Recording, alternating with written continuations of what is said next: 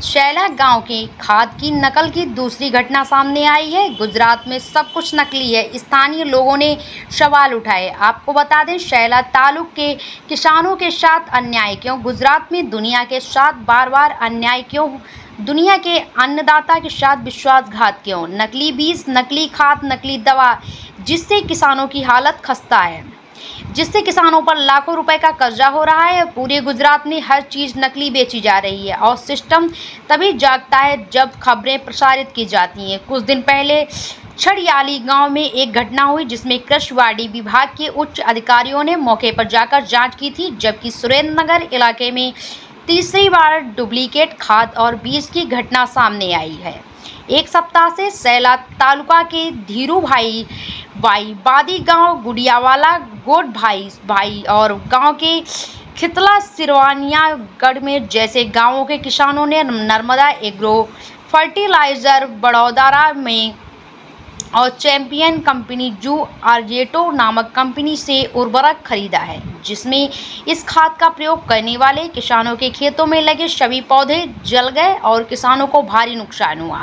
जिसके अनुसार किसानों ने एकत्र होकर सदैव संघर्षशील रहने वाले आम आदमी पार्टी को टीम की सूचना दी। जिलाध्यक्ष रमेश भाई और म्यूर भाई साकरिया, देवकरण भाई, जोग राणा एवं अन्य साथी किसान उनके साथ रहे और व्यक्तिगत रूप से खेतों का निरीक्षण किया गया।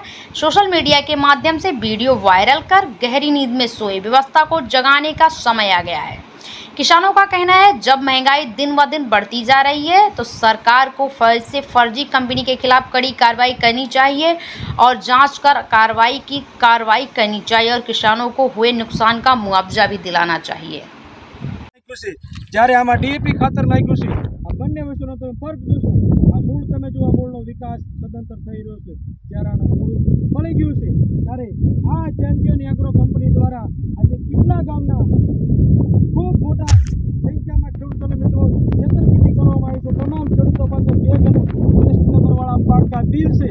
આ ખેડૂતોને રાતા પાણીએ રોવાનો વારો આવ્યો છે।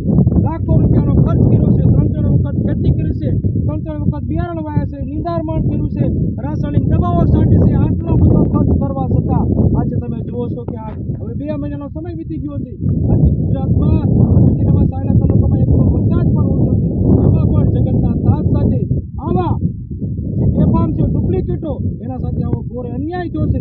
ત્યારે અમારી તંત્ર પાસે અને સરકાર માટે ખેતીવાડી અધિકારીઓ પાસે અમારી લાગણીને માંગણી છે કે તાત્કાલિક આ જે પણ જે આવા ડુપ્લિકેટ જ્યાં ધંધો કરે છે એને તાત્કાલિક એના પર એક્શન લેવા આવે અને એને પકડી અને અમારા તમામ સાયલા તાલુકાના ખેડૂતોને જલ્દીથી જલ્દી અને ન્યાય મળે અને યોગ્ય વળતર મળે એવી અમારી લાગણીને માંગણી છે।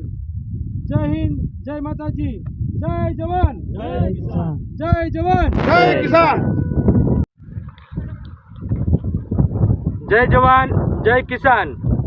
આજે સાયલા તાલુકાના ખીટલા ગામે આજે ગુજરાત રાજ્યમાં सब नकली भरमार चाली रही है। त्यारे डुप्लिकेट खातर होय, डुप्लिकेट बियारण होय, डुप्लिकेट रासायणिक दवाओ होय, खेडूतोने जे लूंटवा माटे सब डुप्लिकेट आज गुजरात में वेचाई रह्यु होय।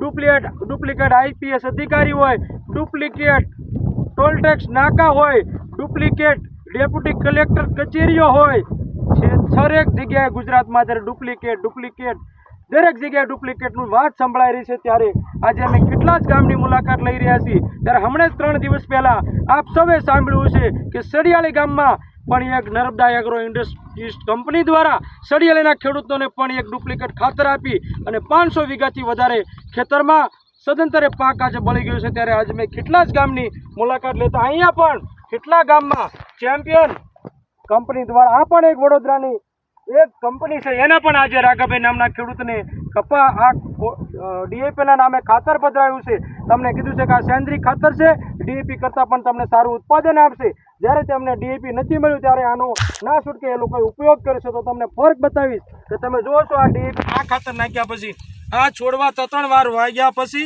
आ छोडवा साव एनो विकास थयेल नथी।